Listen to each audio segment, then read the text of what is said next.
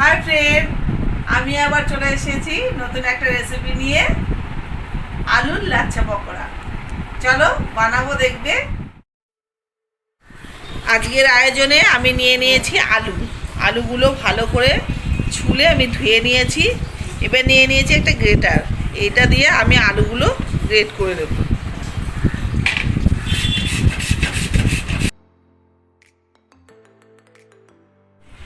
সবগুলো আলু আমি এভাবে করে গ্রেট করে নিয়েছি। এবার আলুটাকে আমি আবার ভালো করে ধুয়ে নেব। আলুটা আমি ভালো করে ধুয়ে জল ঝরিয়ে নিয়েছি।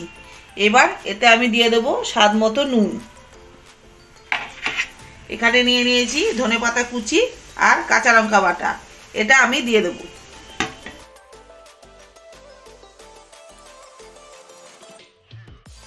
দিয়ে দেবো 1 চামচ চাট মশলা, দিয়ে দেবো 1 চামচ গোলমরিচের গুঁড়ো, দেব কালো জিরে আর দেব পোস্ত।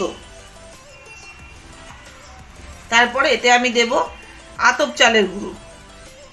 আলুটা যে যতটা নেবে সেই পরিমাণে পোস্ত মশলাগুলো দেবে। এবার আমি সবগুলো দিয়ে ভালো করে মাখাবো।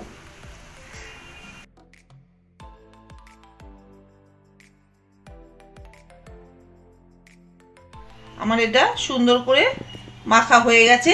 এবার চলে যাব আমি ভাজতে। গ্যাসে আমি কড়াই বসিয়ে দিয়েছি, কড়াই গরম হয়ে গেছে, দিয়ে দিয়েছি সাদা তেল। এটা সাদা তেলেই ভাজতে হবে। এবার আমি এইরকম শেপ দিয়ে ছাড়ব। শেপটা যার যার পছন্দ মতো, ছোট বড় গোল।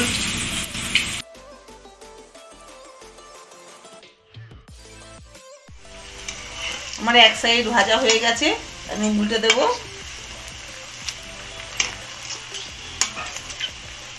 এটা এক সাইড পুরো কড়া করে ভাজা হলে তবে উল্টে দিতে হবে, নাহলে এগুলো ছেড়ে যাবে।